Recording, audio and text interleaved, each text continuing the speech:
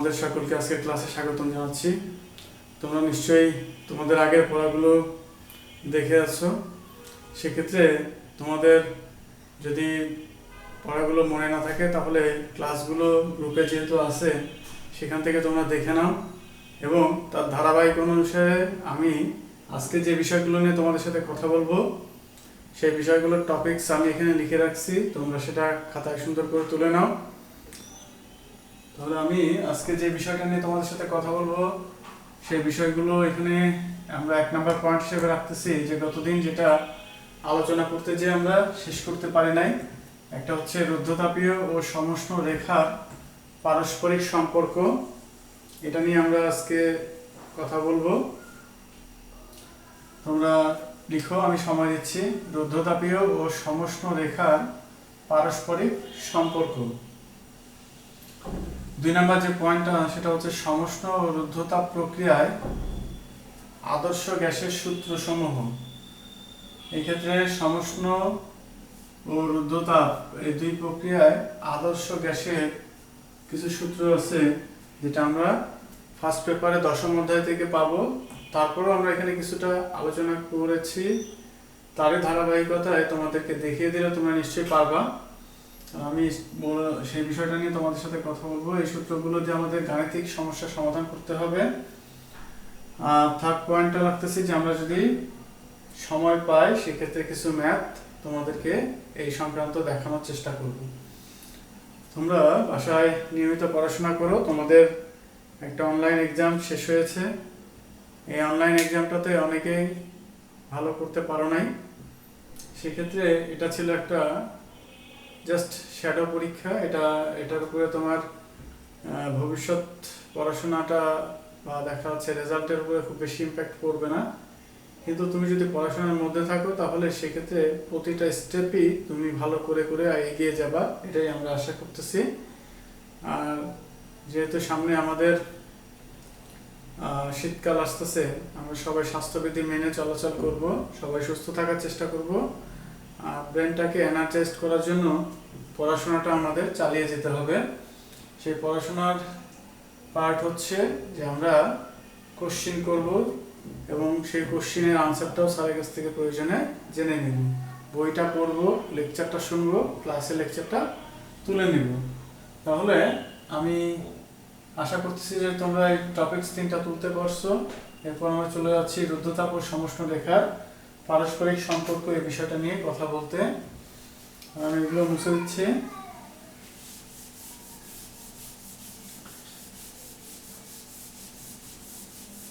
তোমাদের গতদিনের ক্লাসটা আমার হয় নাই, কারণ ওই সময়টাতে তোমাদের পরীক্ষা ছিল, ফলে ওই সময়টাতে আমি ক্লাস ইচ্ছে করেই নেইনি। কারণ তোমরা পরীক্ষা দেবা না ক্লাস করবা, এটা অন্যান্য টিচার খেয়াল করে নাই, কিন্তু আমি বিষয়টা দেখছি তোমাদের জন্য বার্ডেন হয়ে যায়, এই জন্য গতদিনের ক্লাসটা হয় নাই। ফলে মাঝখানে একটা সপ্তাহে ক্লাস ছিল না, অনেকটা লেন্দি, অনেকটা সময় পরে আবার আমার ক্লাসে ফিরে আসছি। সেই কারণেই আমাদের পড়াগুলো মনে নাই, এটাই স্বাভাবিক। ফলে আগের ক্লাসটা আমরা ক্লাসটা গ্রুপ থেকে দেখে নেব। রুদ্ধতাপ প্রক্রিয়া এবং সমষ্ণ প্রক্রিয়া সম্পর্কে সেইখানে অনেক বিস্তারিত কথাবার্তা বলা আছে। তোমরা সেই প্রয়োজনে সেই ক্লাসটা দেখে নাও, অথবা বইতে ওই টপিকসটা দেখে নিবা। তাহলে আমরা যেটা বলতে যাচ্ছি সেটা হচ্ছে সমষ্ণ ও রুদ্ধ তাপ প্রক্রিয়ার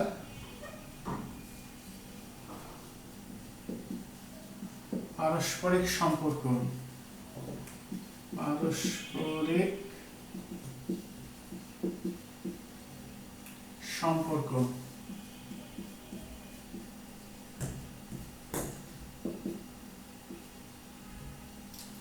তাহলে এই সম্পর্কটা কেমন হবে? তাহলে আমরা যেটা প্রথমে লিখতে পারি যে সমষ্ণ প্রক্রিয়ায়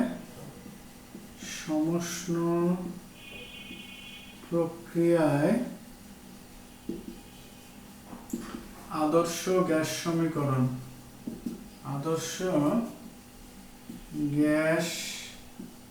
সমীকরণ সেই ক্ষেত্রে সেটা হচ্ছে চাপ এবং আয়তনের গুণফল হচ্ছে ধ্রুবক।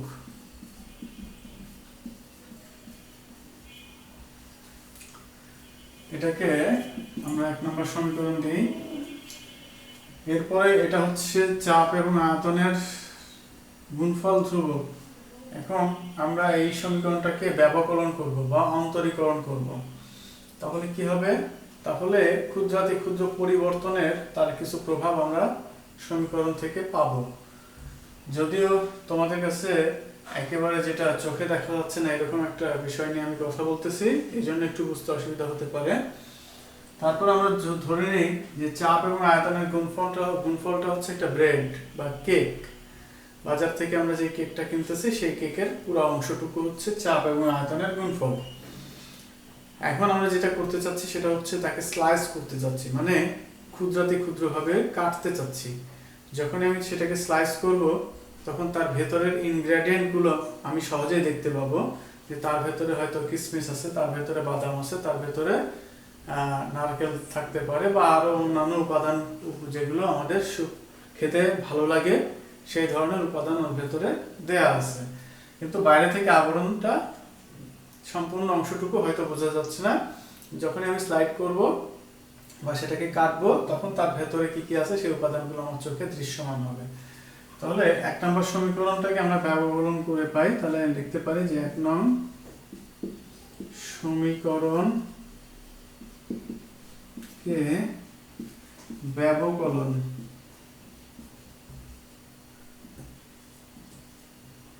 করে পাই। এখন কথা হচ্ছে ব্যবকলন কার সাপেক্ষে সেটা বলি নাই, তার মানে জাস্ট শুধু অপারেটর ডি বসবে, পিভি এই পাশে অপারেটর ডি, এটা ধ্রুবক, আমরা সিও লিখতে পারতাম, লিখলাম না, ধ্রুবক এভাবেই থাক। তাহলে তোমাদের এই ব্যবকলনের নিয়মটা এর আগেও শেখানো হয়েছে, দুইটা ব্যবকলন যোগ্য, ফলে একটাকে আমরা লিখে দেব আরেকটাকে ব্যবকলন করব ডিভি প্লাস ভি অক্ষত পি কে ব্যবকলন করতে যাচ্ছি ডিপি। তাহলে এটাকে ব্যবকলন করলাম, ধ্রুবকের ব্যবকলন করলে আমরা জানি সেটা হচ্ছে 0। তাহলে সেই অর্থে এই সমীকরণের চেহারাটা আসলে এরকম। এরপর একটু টেকনিক্যাল টার্ম ইউজ করতেছি, সেটা হচ্ছে উভয় পক্ষকে আমরা ডিভি দ্বারা ভাগ করে পাই। ফলে এই পাশে P plus V dP by dV সমান 0। এরপরে আমরা যেটা করতে যাচ্ছি যে ডিপি ভাগ ডিভি সমান হচ্ছে মাইনাস ভি বাই পি। এটা হচ্ছে আমরা 2 নম্বর সমীকরণ। অর্থাৎ এটা কিন্তু একটা অবস্থা যেটাকে এভাবে নির্দেশ করতে পারে যে চাপকে আমরা আয়তনের সাপেক্ষে ব্যবকলন করতেছি। অর্থাৎ এখানে ডি বাই ডিভি নিজে একটা অপারেটর, সেটা কার উপরে অপারেট করতেছে? চাপের উপরে। অর্থাৎ কোনো গ্যাসীয় উপাদানের চাপকে যদি আমি আয়তনের সাপেক্ষে অন্তরীকরণ করি তাহলে সেক্ষেত্রে তার রেজাল্টটা হচ্ছে minus V divide by P. এই সম্পর্কটা 2 নম্বর সমীকরণ, এবং এই সমীকরণটা ছিল সমষ্ণ প্রক্রিয়ার জন্য। ঠিক অনুরূপভাবে আমরা রুদ্ধতাপীয় প্রক্রিয়ার জন্য এই চাপ এবং আয়তনের সম্পর্ককে ব্যবকলন করব এবং সেক্ষেত্রে ডিপি বাই ডিভি সমান আমরা কিছু একটা পাবো, এবং এই দুইটাকে আমরা তুলনা করলে আমাদের পারস্পরিক সম্পর্কটা পাওয়া যাবে।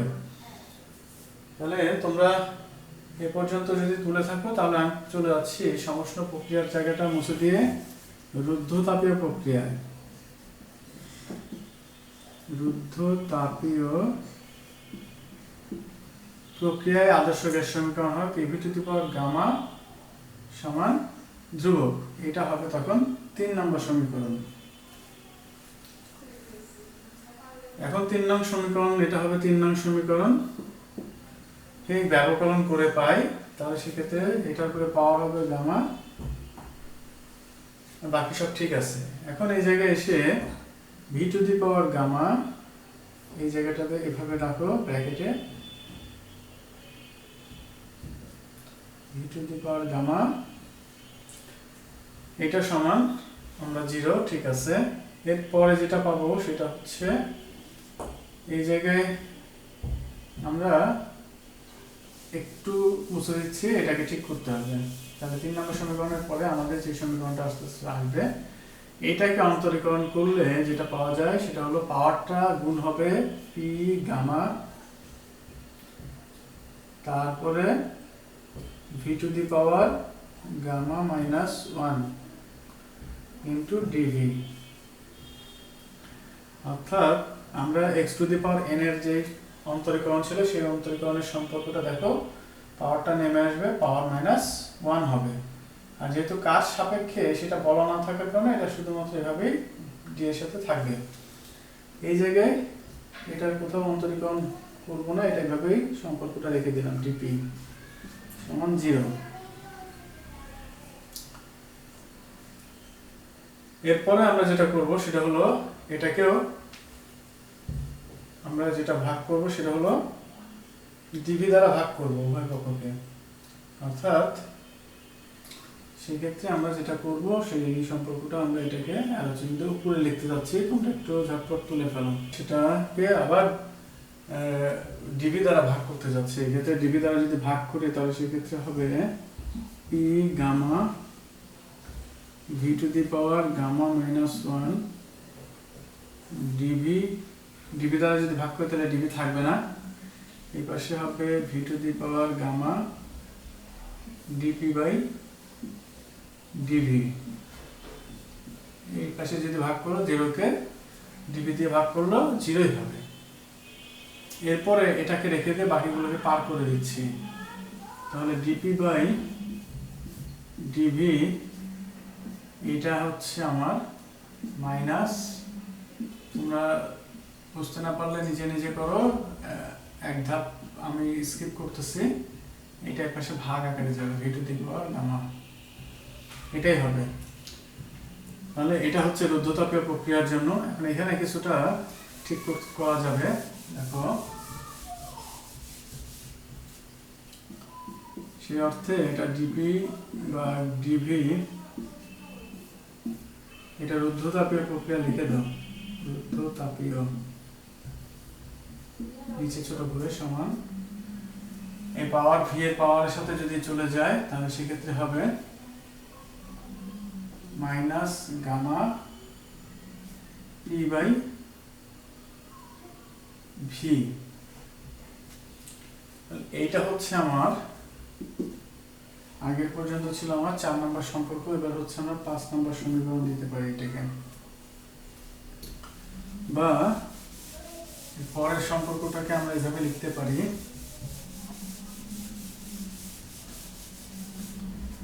এই পাশে চলে যাও, ডিপি বা ডিভি এটা রুদ্ধতাপীয় প্রক্রিয়া, তাপীয়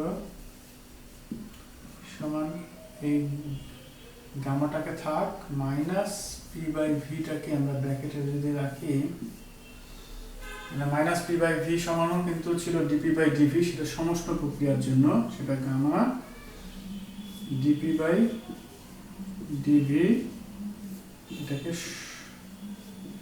সমষ্ণ লিখতে পারি। তাহলে রুদ্ধতাপে এবং সমষ্ণের মধ্যে সম্পর্ক এটা হতে পারে, অথবা আমরা যদি এভাবে যাই, ডিপি বাই ডিভি রুদ্ধতাপীয়, এটাকে নিয়ে আসো, ডিপি বাই ডিভি এটা সমষ্ণ সমান হচ্ছে গামা। এই সম্পর্কটা হচ্ছে আমরা 6 নং। এটা হচ্ছে আমরা কোথা থেকে পেলাম, 2 নং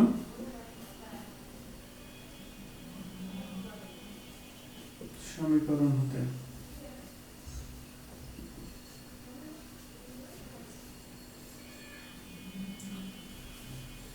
তাহলে রুদ্ধতাপীয় প্রক্রিয়ায় চাপ এবং আয়তনের এই সম্পর্ক যা, রুদ্ধতাপীয় প্রক্রিয়া এবং সমষ্ণ প্রক্রিয়ার জন্য যদি আমি একইভাবে ব্যবকলন করি তাহলে তাদের মধ্যে পারস্পরিক সম্পর্ক হচ্ছে যে একটা আরেকটার থেকে গামা গুণিত বড় বা গামা গুণিত ছোট সেটা নির্দেশ করতেছে।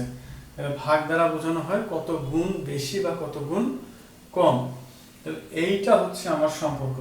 তাহলে আমরা 5 নম্বর সমীকরণটাকে ফাইনালি লিখতে পারি, সমষ্ণ প্রক্রিয়ায় চাপ এবং আয়তনে আর সমষ্ণ প্রক্রিয়া, সুতরাং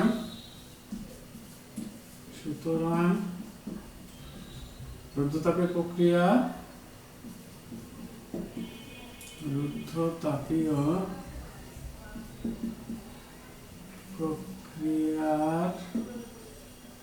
এটাকে কিন্তু ঢাল বলা যায়। চাপ এবং আয়তন, অর্থাৎ আমরা যদি এক্স অক্ষে চাপ দেই আর এক্স অক্ষে আয়তন দেই আর ওয়াই অক্ষে যদি চাপকে যদি প্লট করি, তাহলে এটা হচ্ছে সেক্ষেত্রে সেটা ঢাল নির্দেশ করে। ঢাল অর্থাৎ স্লোপ নির্দেশ করতেছে।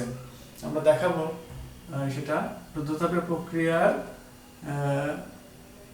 রেখ বা ঢাল সমষ্ণ প্রক্রিয়ার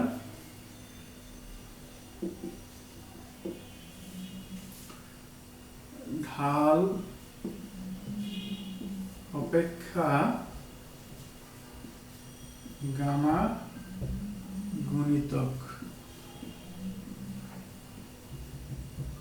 এটাকে খারাপ এই কথাটা লেখা যায়, কোন কোন ক্ষেত্রে প্রশ্নটাতে এইটাই চাওয়া হয়, ফলে আমরা এটাকে এইভাবে লিখব। এখন এই সম্পর্কটা যে এটা ঢাল, এটা কিভাবে নির্দেশ করতেছে আমি দেখাচ্ছি। তার জন্য আমি সমীকরণগুলো মুছে দিচ্ছি। আমরা গ্রাফেও বিষয়টাকে রিপ্রেজেন্ট করতে চাই। আমরা যদি সমষ্ণ প্রক্রিয়ার ক্ষেত্রে চাপ এবং আয়তনের সম্পর্ক যদি দেখি, তাহলে আমরা যদি গ্রাফিক্যালি এটা এক্স অক্ষ এবং এটা ওয়াই অক্ষ হয়, এদিকে যদি আমরা আয়তন দেই, আয়তনের না শুধু আয়তন লিখি, আয়তন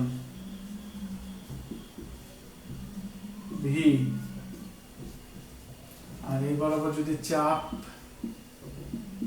পি এটা প্লট করি, তাহলে আমরা যদি একটা সিলিন্ডারের মধ্যে গ্যাস নিয়ে তার চাপ, প্রাথমিক চাপ এবং প্রাথমিক আয়তন যদি জানি, সেটা একটা গ্রাফের মান নির্দেশ করবে। এরপরে ক্রমান্বয়ে তার আয়তনটাকে যদি বৃদ্ধি করি, তাহলে চাপটা আস্তে আস্তে কি হবে, কমবে। তাহলে একটা গ্যাস চেম্বারের মধ্যে যতই আয়তন প্রসারণ করা হবে, গ্যাসের চাপ কি হবে, কমবে। এখন সেটা যদি সমষ্ণ প্রক্রিয়া হয়, অর্থাৎ বাইরের সাথে যদি তাপের আদান প্রদান করা সম্ভব হয় এই আয়তন পরিবর্তনকালে, তাহলে সেই ক্ষেত্রে কেমন হবে। আর যদি বাইরের সাথে তাপের আদান প্রদান না হয়, তাহলে সেটা হবে রুদ্ধতাপীয় প্রক্রিয়া। তাহলে সেই ক্ষেত্রে গ্রাফের নেচারটা কেমন হবে সেটাকে আমরা দেখতে পাচ্ছি। এইটা হচ্ছে আমার একটা গ্রাফ হবে, অর্থাৎ এইখানে একটা পয়েন্ট, এই পয়েন্ট, এরকম কিছু কিছু পয়েন্ট পাওয়া যাবে। সেই পয়েন্টগুলো যদি আমি গ্রাফে প্লট করি, তাহলে এইটা হবে সমষ্ণ প্রক্রিয়ার জন্য। সমষ্ণ প্রক্রিয়া ঠিক একইভাবে প্রাথমিক, এটা হলো প্রাথমিক আয়তন, এটা হলো প্রাথমিক চাপ, অর্থাৎ এটা হলো ভি নট, এটা হলো পি নট। এরপর থেকে আমরা আয়তন বৃদ্ধি করতেছি, ফলে তার চাপটা কমে যাচ্ছে আস্তে আস্তে। এইভাবে গ্রাফের নেচারটা শো করতেছে। এখন তার যে কোনো জায়গায় যদি আমি স্লোপ নিতে চাই, তাহলে সেই স্লোপটা নিতে পারবো। আচ্ছা, এরপরে আমরা আসতেছি যে রুদ্ধতাপীয় প্রক্রিয়ার জন্য ঠিক প্রাথমিক আয়তন এবং প্রাথমিক চাপ সিলিন্ডারে ছিল যা, সেটাই একই যদি থাকে, তাহলে আমার গ্রাফটা হবে এমন। এই গ্রাফটা হবে এমন। এই সম্পর্কটা, এই গ্রাফটা নির্দেশ করতেছে রুদ্ধতাপীয় প্রক্রিয়ার জন্য। রুদ্ধতাপীয় প্রক্রিয়া। এখন এই যে ঢাল কথাটা বললাম, ঢাল কথাটার অর্থ হচ্ছে, আমরা পাশে একটা চিত্রে দেখাই, আমরা যদি এরকম ভাবে একটা গ্রাফ আয়তন এবং চাপ সেটা সমষ্ণ প্রক্রিয়ার জন্য যদি হয়, তাহলে তার কোনো একটা বিন্দুকে যদি আমরা সিলেক্ট করি, সেখান থেকে যদি একটি স্পর্শক টানি, স্পর্শক টানাটা আমার হয় নাই, স্পর্শকটা বা এমন একটা স্পর্শক হবে, সেই স্পর্শকের এই যে এইটাকে বলা হয় ট্যান থেটা। তাহলে এই অংশটুকু হবে আমার ডিভি, এই অংশটুকু হবে ডিপি। তাহলে আমরা যেটা বের করতেছি যে এই গ্রাফের যদি আমি ঢাল নেই ডিপি বাই ডিভি, অর্থাৎ এক্ষেত্রে ঢালটা হচ্ছে ডিপি ভাগ ডিভি সমান ট্যান থেটা, সেটা নির্দেশ করতে আমার সমষ্ণ প্রক্রিয়ার জন্য ঢাল আর রুদ্ধতাপীয় প্রক্রিয়ার জন্য যদি ঢাল নির্ণয় করি তাহলে দেখা যাবে যে একটার মধ্যে সম্পর্ক হচ্ছে রুদ্ধতাপীয় প্রক্রিয়ার ঢাল সমষ্ণ প্রক্রিয়ার ঢাল অপেক্ষা গামা গুণিতক খাড়া। অর্থাৎ এই ক্ষেত্রে এই রেখাটা এবং এই রেখা দুইটার তুলনা করলেও কি বোঝা যাচ্ছে যে এটা বেশি খাড়া অবস্থায় আছে, এটা হচ্ছে একটু ফ্ল্যাট অবস্থায় যাচ্ছে। তাহলে এইটা হচ্ছে আমাদের গ্রাফে সমষ্ণ এবং রুদ্ধতাপীয় প্রক্রিয়ার নেচার শো করতেছে, এবং এইখান থেকে আমরা একটা ইঞ্জিনের কার্যকারিতা কোন স্টেজে কেমন হবে সেটা আমরা পেয়ে যাব। তাহলে এই বিষয়টা যদি তোমরা বুঝে থাকো তাহলে ইটস ওকে, না বুঝতে পারলে বইটা খুলে একবার ভালো করে রিডিংটা পড়ো, তারপরে কমেন্টসে আমাকে জানাও, আমি সেটা দেখে তোমাদের প্রশ্নের উত্তর দেওয়ার চেষ্টা করব। আর যদি বুঝতে পারো তাহলে খুবই ভালো কথা। এরপর আমরা চলে যাব সমষ্ণ এবং রুদ্ধতাপীয় প্রক্রিয়ায় আদর্শ গ্যাসের সমীকরণগুলো, যেগুলো আমার গাণিতিক সমস্যা সমাধানে লাগবে, সেগুলো নিয়ে কথা বলতে।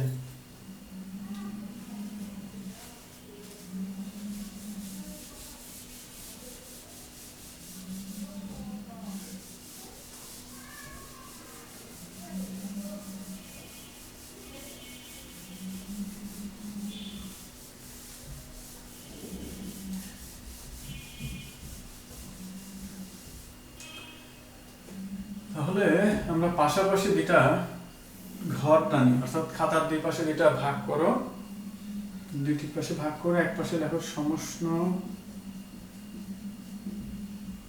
প্রক্রিয়া, আরেকটা হবে রুদ্ধতাপীয় প্রক্রিয়া, রুদ্ধতাপীয় প্রক্রিয়া। জাস্ট এক্ষেত্রে আমরা সূত্রগুলো নিয়ে কিছু কথা বলবো। অর্থাৎ সমষ্ণ প্রক্রিয়ার জন্য আমরা একটা সূত্র, প্রথম সূত্রটাই হচ্ছে চাপ এবং আয়তনের সম্পর্ক P1 V1 সমান হচ্ছে P2 V2, আর রুদ্ধতাপীয় প্রক্রিয়ার জন্য সেই সূত্রটাই হবে P1 V1 two the power gamma সমান P2 V to the power gamma. যেহেতু পিভি সমান ধ্রুবক, ফলে আমরা এর আগে দেখছি, ফলে এটা নিয়ে কোনো সমস্যা নাই। এটাকে আমরা কি বলছিলাম মনে আছে? বয়েলের সূত্র।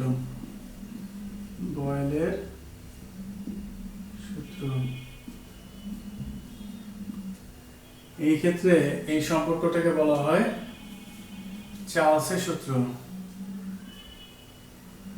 চার্লসের সূত্র অর্থাৎ সেক্ষেত্রে চাপ, বয়েল মানে তাপ, অর্থাৎ তাপমাত্রা স্থির এখানে থাকলে চাপ এবং আয়তনের মধ্যে সম্পর্ক। চার্লস মানে চাপের সূত্র, আমরা সহজে মনে রাখার জন্য। সেক্ষেত্রে চাপ স্থির থাকলে আয়তন এবং তাপমাত্রার মধ্যে সম্পর্ক হচ্ছে এটা, V1/T1 সমান V2/T2। ঠিক এটাকে বলা হয় সম আয়তন সূত্র। সম আয়তন সূত্র। এই ক্ষেত্রে আয়তন যখন স্থির থাকে তখন সেক্ষেত্রে আমরা P1/T1 সমান P2/T2 এটা পাই। এটা পরিবর্তিত কিছুটা একটা সূত্র, এটা আমরা দশম অধ্যায়ে যাই শিখব।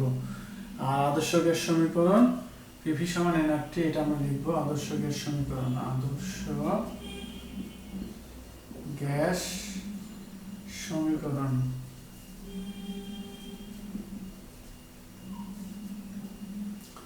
n এর মান যদি 1 হয় তাহলে PV সমান কখনো কখনো RT লেখা হয়, অর্থাৎ এক মোল গ্যাসের জন্য এটা লেখা হয়। রুদ্ধতাপের প্রক্রিয়ার জন্য এটা আমরা প্রমাণ করে আসছি যে PV to the power gamma সমান ধ্রুবক। তাহলে 2 নাম্বার ক্ষেত্রে আমরা কি লিখতে পারি? অর্থাৎ আমরা যে আদর্শ গ্যাস সমীকরণ যেটা পাচ্ছি সেই জায়গাটাতে আমরা এটা যদি বসাই দিই ভি এর পরিবর্তে, তাহলে সেক্ষেত্রে আমরা যদি P1 ভি বা PV to the power gamma সমান ধ্রুবক এটা লিখি, অর্থাৎ কি কোনো সমস্যা হবে? রুদ্ধতাপের প্রক্রিয়ার জন্য না, এখন আমরা যে কোনো একটা পরিবর্তন করতে যাচ্ছি, এখানে চার্লসের সূত্রে চাপ স্থির থাকবে, মানে চাপ থাকবে না। তাহলে চাপ না থাকলে চাপের পরিবর্তে আমরা কি লিখতে পারি? চাপের পরিবর্তে লিখতে পারি N R T divide by V. এখানে ভি আছে, V to the power gamma সমান ধ্রুবক।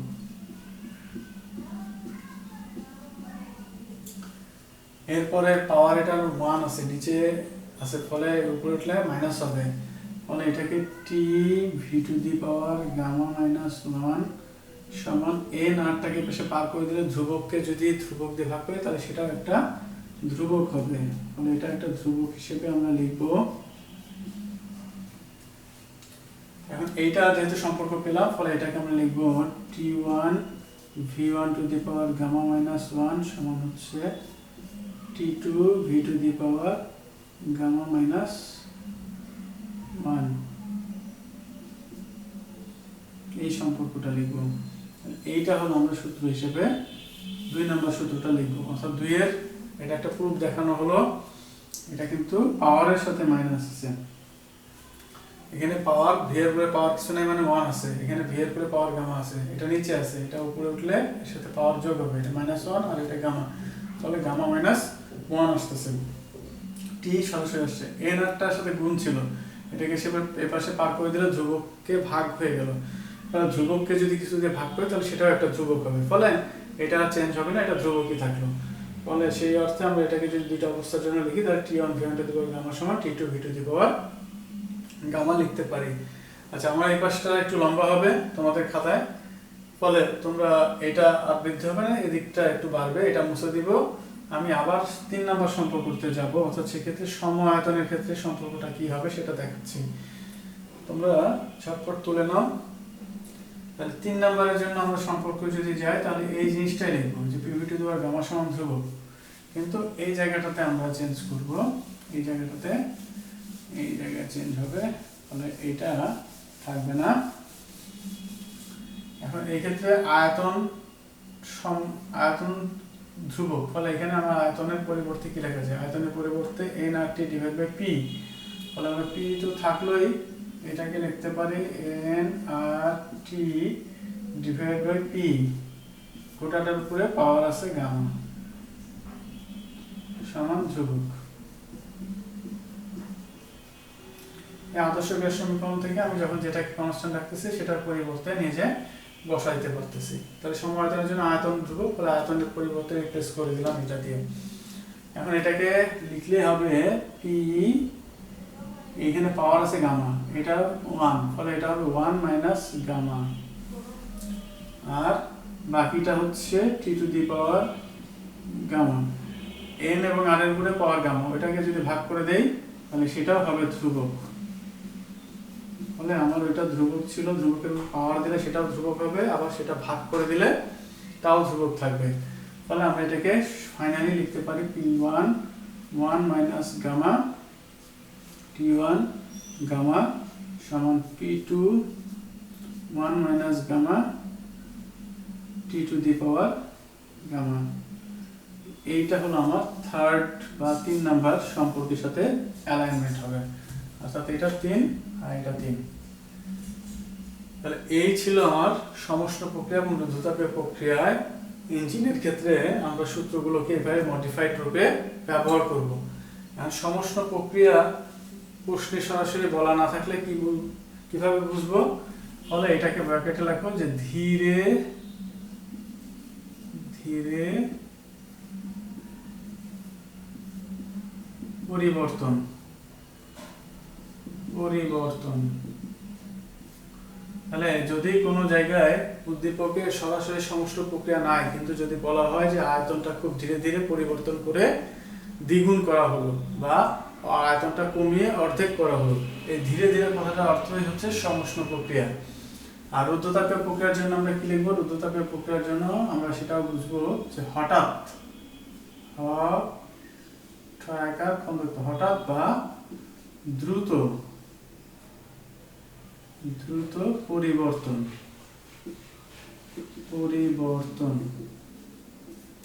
মানে যদি রুদ্ধতাপীয় প্রক্রিয়া উল্লেখ না থাকে তাহলে আমার প্রশ্নের মধ্যে উল্লেখ থাকবে যে হঠাৎ আয়তন অর্ধেক করা হলো, অথবা হঠাৎ চাপ দ্বিগুণ করা হলো, তাহলে সেই অর্থে আমরা বুঝবো সেই প্রক্রিয়াটা ছিল রুদ্ধতাপীয় প্রক্রিয়া। তখন আমার কোন কোন ইনফরমেশন দেওয়া আছে সেটার আলোকে যদি চাপ এবং আয়তন হয়, তাহলে P1 V1 two the power gamma দিয়ে সম্পর্ক থেকে কোনো একটা কিছু বের করতে বলবে।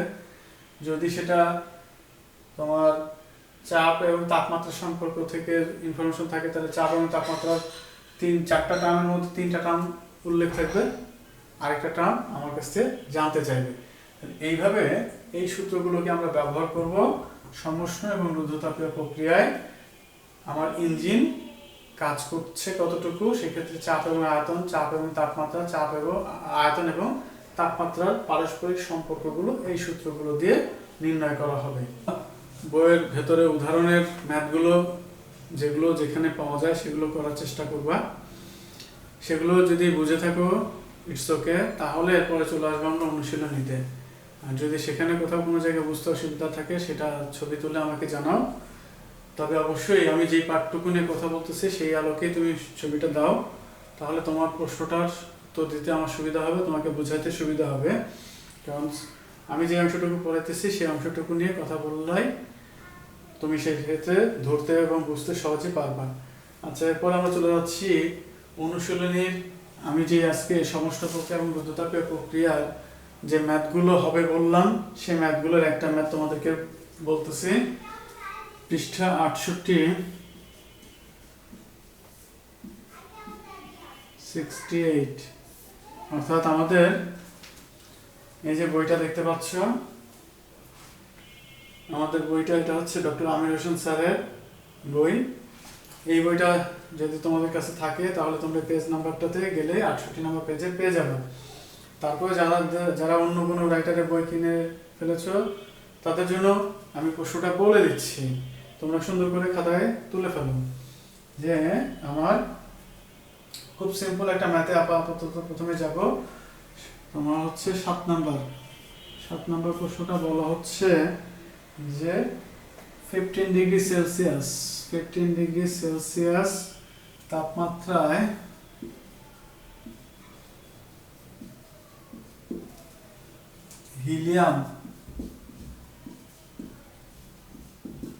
হিলিয়াম গ্যাসকে হঠাৎ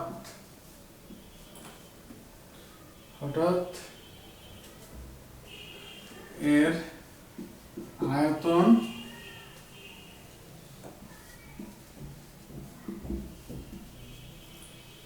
আটগুণ বৃদ্ধি করা হলে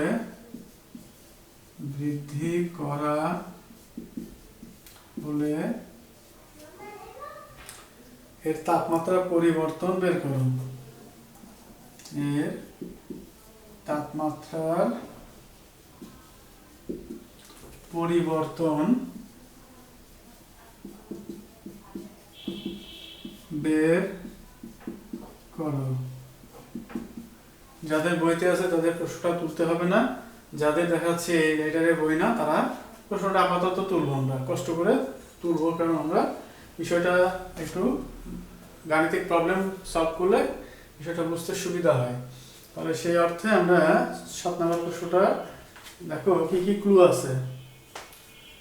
1 নম্বর হচ্ছে গ্যাসের নাম বলে দিছি হিলিয়াম।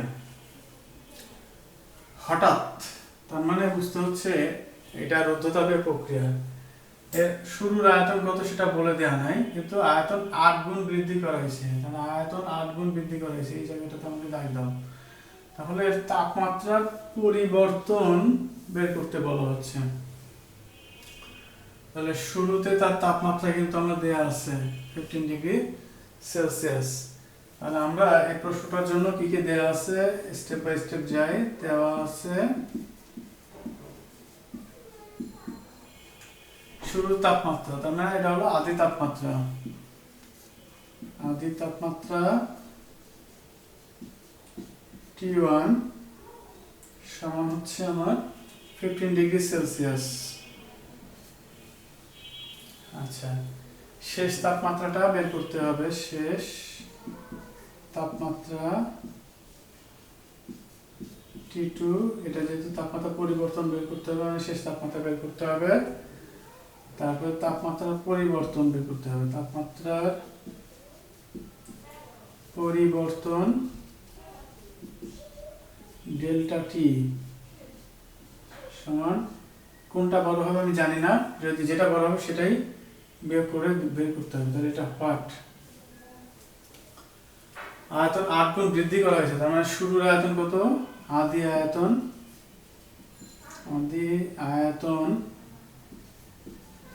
আমার বলে দেওয়া নাই, তাহলে আদি আয়তন V1 সমান আমরা V0 ধরে নিলাম, এটাকে মিটার কিউব লিখবো, এককটা যেহেতু বলা নাই এসে এককে ধরে নিলাম। তাহলে শেষ আয়তনটা V2 আদি আয়তনের 8 গুণ, তার মানে 8 V0।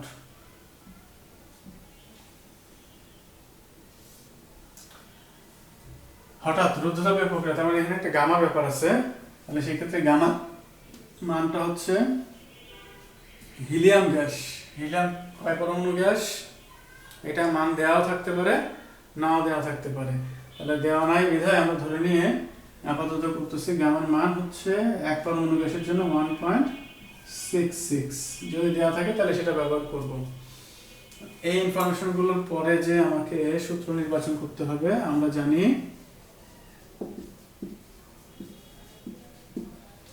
সেটা কি, তাপমাত্রা এবং আয়তনের মধ্যে সম্পর্ক কি পাইছি, সেই সম্পর্কটা তোমরা লিখবা। T1 V1 to the power gamma minus 1 সমান T2 V to the power gamma minus 1।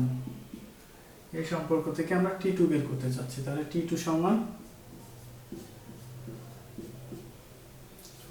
V1 gamma minus 1 V2 gamma minus 1 into T1।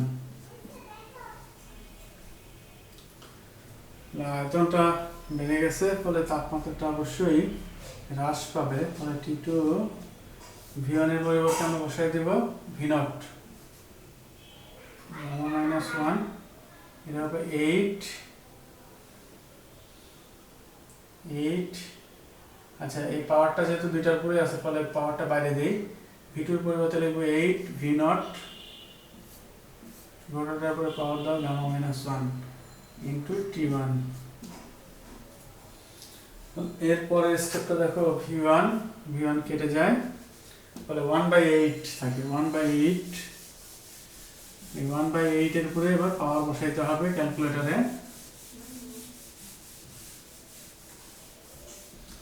তাহলে T2 সমান আমরা যেটা পাবো সেটা হচ্ছে 1/8, পাওয়ার গামার মান কত 1.66 minus 1, তার মানে 0.66 পাওয়ারটা বসাবা,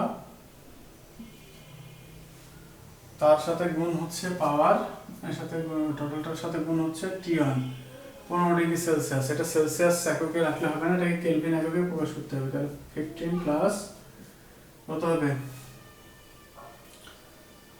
তোমার 332, 332 যোগ করলে এত ডিগ্রি কেলভিন, তাহলে হচ্ছে 5 আর 7 আর 3 আর 4, 347 ডিগ্রি কেলভিন। তাহলে এখানে হবে 347 গুণ হবে, গুণ করলে T2 মানটা যা পাবা সেটা কেলভিনে পাবা, সেটা একক হবে কি কেলভিনে। তাহলে সুতরাং তাপমাত্রার পরিবর্তন, এই পরিবর্তনটা তোমরা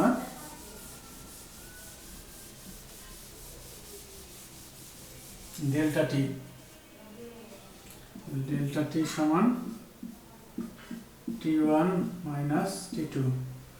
আচ্ছা, আমরা এক্ষেত্রে শেষ তাপমাত্রা মানে শুরু তাপমাত্রা লিখলে মাইনাস আসুক আমরা বুঝতে পারবো সহজে, তাহলে T2 মাইনাস T1 এটা করবো, দেখবা যে নেগেটিভ মান আসবে, নেগেটিভ সামথিং ডিগ্রি কেলভিন, তুমি চাইলে কেলভিনে রাখতে পারো, তারপরে যদি না চাও সেক্ষেত্রে পার্থক্যটাও সেলসিয়াসে লেখা যাবে, কারণ দুইটা কেলভিনের পার্থক্য যা, দুইটা সেলসিয়াসের পার্থক্য তাই। আচ্ছা, মাইনাস দ্বারা কি বোঝানো হচ্ছে? যে তাপমাত্রা আগের থেকে কমে গেছে, তাহলে সেই কথাটা লিখে আমরা এখানে, বা না চাইলেও কোনো সমস্যা নেই, এখানে মাইনাস লিখে যা হবে অ্যান্সার সেটা অ্যান্সার লিখে দাও। এই হলো আমার প্রসিডিওর বা প্রক্রিয়া।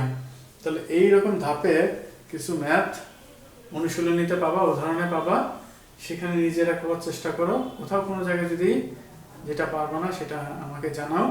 আর সামনের দিন আমরা আশা করতেছি আরও অনেক বেশি গাণিতিক সমস্যা নিয়ে তোমাদের সাথে কথা বলবো। সে পর্যন্ত যতটুকু পারা যায় নিজের চেষ্টা করো। তারপরে আমি তোমাদেরকে কিছু স্পেসিফিক প্রশ্নের কথা বলে দিব, সেই প্রশ্নগুলো তোমরা করার চেষ্টা করবে। তারপরে না পারলে সেটা আমাকে জানাও।